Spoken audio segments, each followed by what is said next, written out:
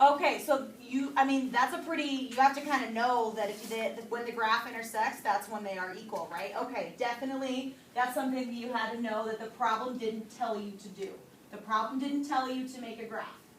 The problem didn't tell you to make a table.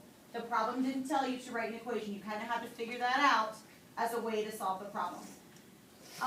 Going to the table. Why did this person for company A count up by 20 minutes?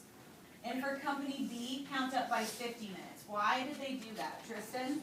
Because every 20 minutes of columns would be equal to $1. Okay, so every 20 minutes for company A, that's going to get $1 in cost. That's a pretty intuitive thing that this person figured out. Okay? So they didn't count up by 1 minute, they counted up by 20, so it was easier math-wise to calculate the cost. Okay, so that is definitely some hidden information. So if you want to add that to if you didn't write that into your box, go ahead and answer that. All right, strategies that led to an elegant solution. David Green, what did you put for the strategies part? Oh, I said a table, graph, and equation. Perfect. To help solve it. Yes, those three things together make an elegant solution. If you just have one, it's a complete solution, it's just not elegant. Okay? Math vocabulary. What math words did they use, George?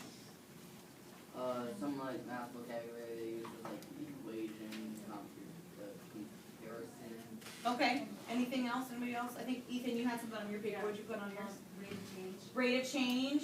Start value. Start value. Anybody else find any other math words? David Clee? Scale. Scale. Where's scale? What about? And on the second paragraph in the back. Okay. Oh, so talking about, were they describing the graph? Yeah. Okay, perfect. All right, let's go to strategies and reasoning. So in your strategies and reasoning box, you're looking for innovative and insightful strategies. How did they prove that solution was correct? Okay, what examples and counterexamples were there? Is the solution correct and complete? That's a yes or no question. It's either yes, it's correct and complete, or no, it's not. And then, how is the solution correct and complete? So let's do just 2 minutes this time. Go. So find evidence in that sample problem.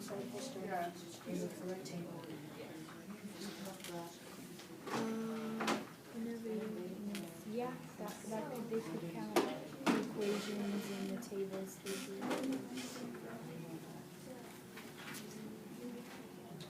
What strategy do we use?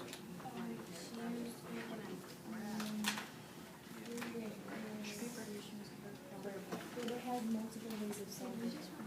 So you could say they solved it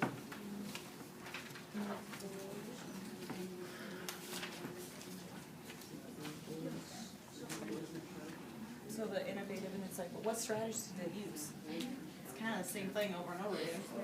Yeah. Those three things that they use. You're going to find that it repeats in a lot of the boxes.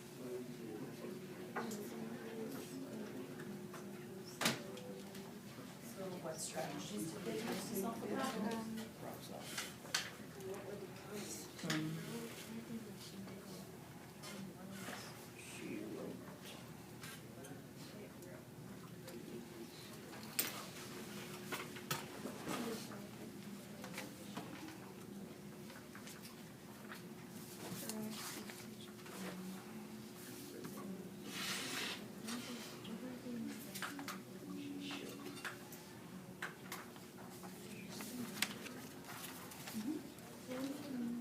An example he used was he used technology. So what examples did they use to help clarify their strategy and to solve the problem?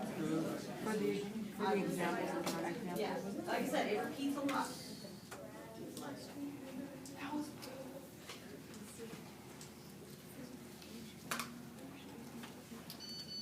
Alrighty, Nicole, what were the innovative and insightful strategies?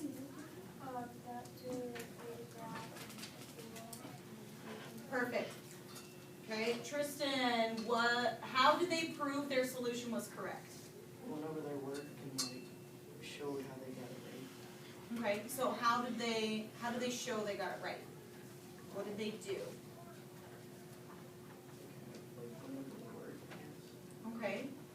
So again, they solved it with a table, right? They answered one of those questions by looking at the table, right? Okay, what did they do after they made a table? They made a graph. Okay, before the graph, what did they do? They made an equation. So if you can solve it with a table and solve it with an equation and then solve it with a graph, did you not prove your solution was correct? Yeah. So you had solving it 3 ways proved that your answer is correct because you have 3 different methods that you use, and every single method you got the same exact answer. Okay? Examples and counterexamples. Quinn. I didn't really get that one because I didn't understand.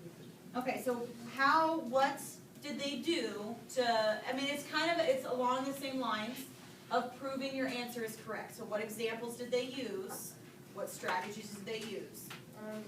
After they were done explaining what they did, well, after they were done their work, they kind of explained how they did it more in depth. Okay, so yeah, so they explained how they did it. Perfect. Okay, so do we agree that the solution is correct and complete? We agree on that? Okay. And then the last question, how is the solution correct and complete? Emma? She did it more than one way. Yeah. Proving it more than one way that's how you prove that it's correct and it's totally complete. Okay, let's go to the next part. Okay, computation and execution. This is a very simple checklist. Okay, are there any errors? Is there no errors in this work? No errors. Okay, check it off. Did they label all the information? Yes. Okay, check it off. Is the solution correct and complete? Yes. Check it off. Were there multiple ways to complete and compute the answer? Okay, check it off. That was an easy one. Okay? This is all this section is asking, did you get the answer correct? Is everything labeled? Okay, communication. Find some evidence of clear and concise explanation, evidence of organization, and in-depth explanation. Okay, so clear and concise means you're not talking around the topic, you're getting straight to the point. In-depth explanation means that you're taking one topic and probably talking about 2 or 3 sentences for that one thing. Okay, that's the difference. Let's go 2 minutes for that one. See if you can find quotes to write down. Reference the text. Every time you did something, you wrote something. Concise. It's to the point. So where in this paper is it to the point? Okay. Okay, so that's what you want to say. I would pull specific, like I would kind of start the sentence, like quote the sentence, but you don't have to quote the whole thing. Yeah, that's pretty clear and concise, right?